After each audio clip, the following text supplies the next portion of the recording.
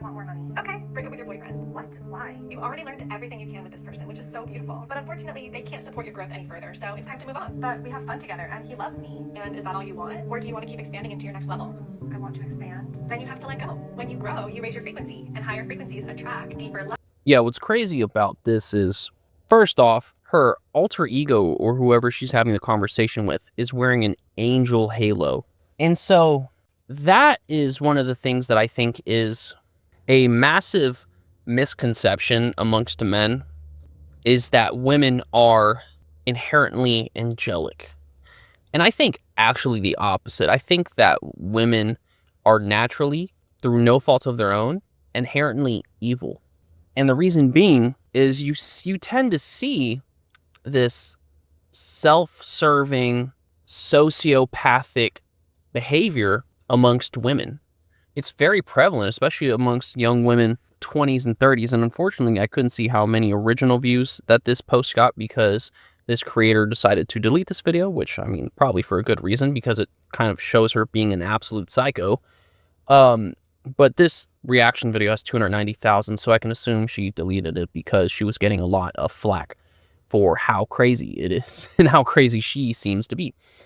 But this is not a unnormal or unpopular opinion amongst women. If you look online in your social spaces like Twitter and TikTok, it's very, there's a large consensus agreement that it's okay for women to basically manipulate men in the moment for, whatever it is, like an emotional crutch, physical intimacy, money, dinners, nails, whatever it may be. If they can get you to pay a car payment for them, it's like an acceptable thing for them to do this. And it's crazy because she's wearing this angel halo while saying these demonic things like you love your man, you love the time that you spend with him, and then the angel was like, well, just break up with him, you need to get to the next level. And what's so funny to me is, and this is why I think women are inherently evil, and why men, we have falsely romanticized women where we think that they are angelic. What would an angel actually do? Would an angel just decide to go and potentially like emotionally sabotage you and look for a better option? Or would an angel help you evolve and take you into that quote unquote next level stage with them, right? And this is the problem, is that if women were truly not inherently evil, we wouldn't see this be so common, where women basically get whatever it is that they can get out of men, and then when the next best thing comes into play, they leave. They up and leave with no sort of guilt, no conscious. It's almost, that's as if that's what they're programmed to do, is to just, and maybe it's a modern phenomenon, but so if women were really angelic, would it really be so common for this scenario to occur where, and this is one of the problems and why I say dating the modern woman is so dangerous, because they're all, not all of them, but many of them are inherently evil. Because this is why I'm saying this, because men tend to be less intelligent than women, I would say. And the thing for women is that they have basically like an infinite supply of dumb men that they can manipulate in order to gain leverage and gain advantage in life. So like, for example, women like this can basically, will use a man, she can have a job and still expect the man, because a woman like this probably isn't expecting you to split 50-50 with her. No, you're going to have an increased financial obligation and always be spending a bigger chunk of whatever it is that you have to buy when you're with women like this. And so they will expect you to carry a heavier financial burden, all the while looking for alternate men and alternate lifestyles that don't include you. It's just absolutely insane. So let's get into the next clip, because what I want to talk about is, now going forward in the video, is the ideal relationship dynamic that exists between men and women, in the ideal situation that if you choose to pursue this form of relationship, you're going to have way more satisfaction and enjoyment in life. So let's get into this next clip. One of my favorite forms of hetero is a very powerful straight woman that absolutely hates men, that dates a little subby man that's afraid of her. sister, you did that. I'm so proud of you. I'm just like watching a movie, crying, eating my popcorn, like, yes, this is the world we need to live in. And my take is that I think that for straight women, they're like, when am I going to find my person? Like, when am I going to find a nice guy? Step 1, do you hate men? Step 2, did you stop dating them? Step 3, it'll all work out. I promise you, in the long run, it'll be a beautiful thing. And if I know you've acquired... So while watching videos like this, it's just like, these people are psychopaths. It's just like watching psychopaths put their mental illness on display for the internet to watch. It's really insane, and this is very scary to watch. And this video has like 7.3 million views, 1.3 million likes. Now let's go look through some of the comments. This is my favorite comment. Let's get into this. So, on our second date, there was a minute of silence. Out of nowhere, he hands me his wallet, saying, "You can have it." I asked him why, and he said, "IDK, why I just did that. I'm just scared. Sorry. He's my boyfriend now." I'm like, oh my God. These comments are just so hilarious, and it's just amazing to me because and while I'm proud of these girls almost in a sense, because yes, they're able to secure the bag, and that's what I was getting at, is like, men are stupider than women because they fought for this, because what women do is they're basically like leveraging their sexuality and their beauty in order to extract value from men, and men, like, we just go along with it for some reason. And so, like, this subby man, this, you know, this idea that the guy just hands a woman his wallet, for what reason? And what's crazy to me is, if you hand a woman your wallet and your money, is she going to multiply your finances? Is she going to come up with some sort of financial plan for you, some retirement plan? Is she going to invest your money into like a 401k and make it grow? And 40 years down the line, you're going to be like, wow, I gave that woman all my money, and now I'm rich and I can retire and have peace. The most likely scenario is that doesn't happen. And this is what's more than likely a scenario that's going to happen if you let like women like this into your life and you let them manipulate it. The big issue obviously is the house. I quite frankly, in 35 years of doing this, I haven't seen such a massive frontal attack by a person in a divorce, in a sense of, she went and got a PTO to throw him out of his house that he owned prior to the marriage.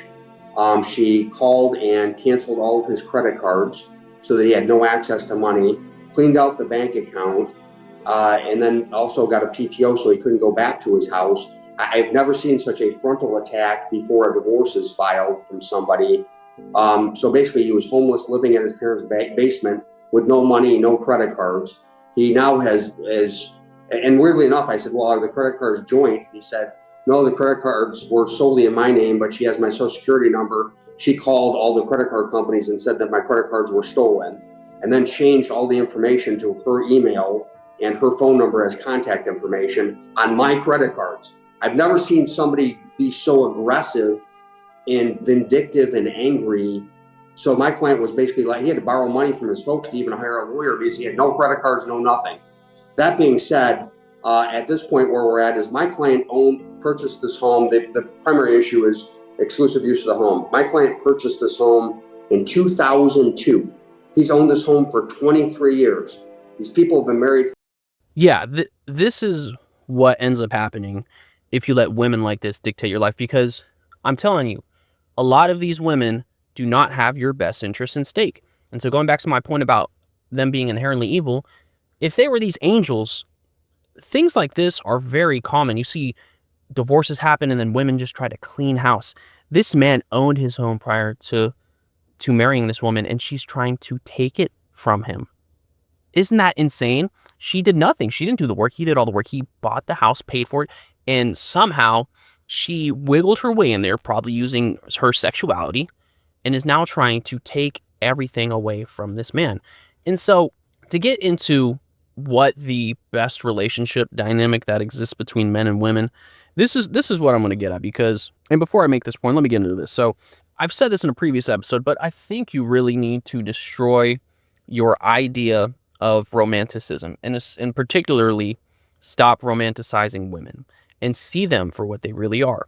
So, for example, when you see a shark in the ocean, you don't say, maybe that's actually a cute dog. No, you don't. You're scared and you see that as a shark. So if you start recognizing what is in front of you for what is actually in front of you and not creating this romantic, delusional facade that men have done for, I think, centuries, you're going to have way less surprises, and you're not going to encounter situations like this where these women who hate men, right? So imagine, like, you're bending over backwards and sabotaging your finances, wasting your energy and your time on someone who hates you. Isn't that crazy? Like, how these women can admit that they hate men. They don't even like men, but they're somehow still going to be in a relationship with them. Like, it doesn't make any sense. Like, typically people that I hate, I don't associate with. I don't go seek out, like, and have sex with them.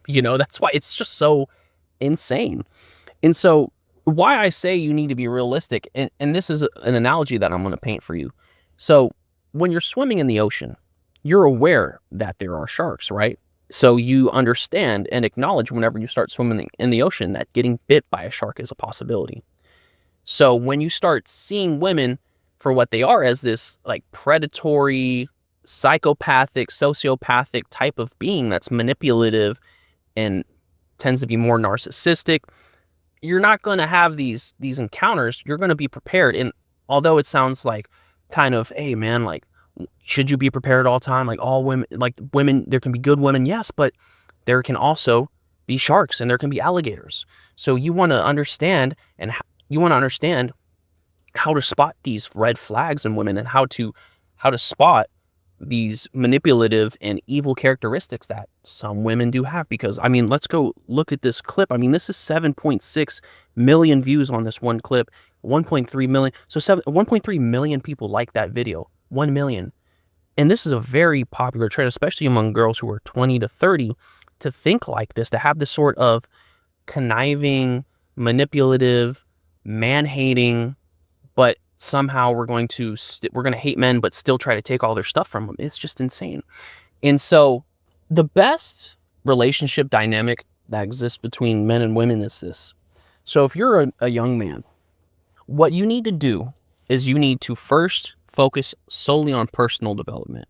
I would say this. I would say you need to take at least half a decade off from dating. And you might say, oh, well, that's ridiculous, this and that, blah, blah, but whatever, you got to do what you got to do. Sometimes in life, sacrifices have to be made. I mean, we're facing an economic crisis here, so it's a little bit like some of the choices that we have to make and the things we have to do to thrive are going to be maybe a little appalling, because we live in such a radical time. You might have to do something radical. So this is what I'm getting at. If you're a man, you need to make women the lowest priority that you have on your totem pole of priorities. You do. First, you need to prioritize having a career and having your finances and your financial well-being secured. So I think you need to set an income goal. If you're in America, I think an income goal should be at least $70,000. I would say 80, but I mean, that's not easy money to make, right? But if you set your sights and you focus on developing some sort of skill that helps maintain society, helps maintain the infrastructure, contributes to society, helps keep everything moving, because that's what men do. We keep everything moving. We keep everyone fed, right? You are going to be able to find that income. So let's say you get your $70,000, right? What you need to do is you need to figure out how to save $15,000 to $20,000 a year. Because if you save $15,000 to $20,000 a year, in 5 years, you'll have somewhere around $75,000 to $100,000 saved up. If you do it for 10 years, now you have $200,000. So and you can do this, the ideal time to do this is 25 to 35.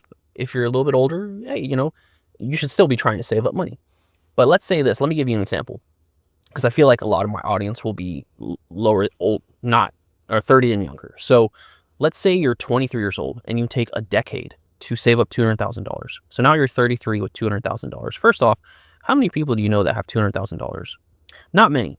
And so what many young men, myself included, we spend our young years doing is we spend our young years trying to attract a woman, because it's a natural part of our biology to try to attract a woman, especially because humans have not lived for nearly as long as we do now. So it was even more of, that's why like our hormones start going crazy around 12 or 14, because 400 or 500 years ago, humans were only living to be like 30.